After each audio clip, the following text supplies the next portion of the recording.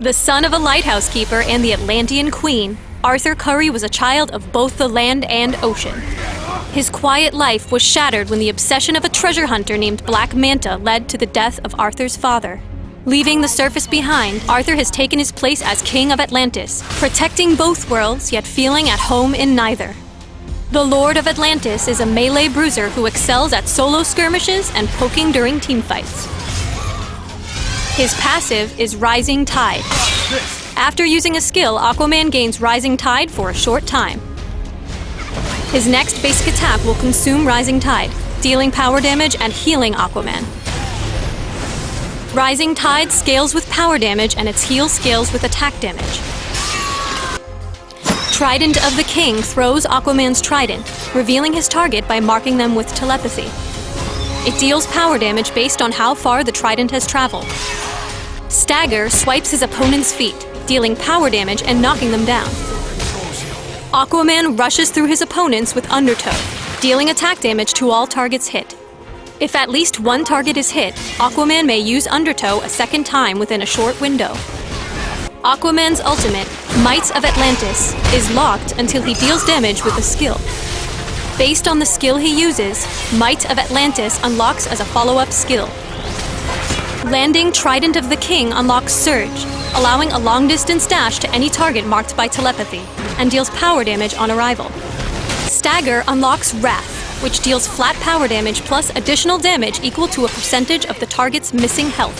Lastly, Undertow unlocks Capsize, allowing an additional Undertow dash that stops at the first champion, deals attack damage, and flips the enemy champion behind Aquaman. Try to maximize Rising Tide by landing a basic attack between each skill, providing added damage and healing. Trident of the King is a great harass but has a high will cost, so use it with care in the early game. One level in Stagger is very helpful when playing a solo lane against melee champions. Undertow has good area damage, making it good for clearing drone waves and a crucial investment on Coast City and Gotham Divided.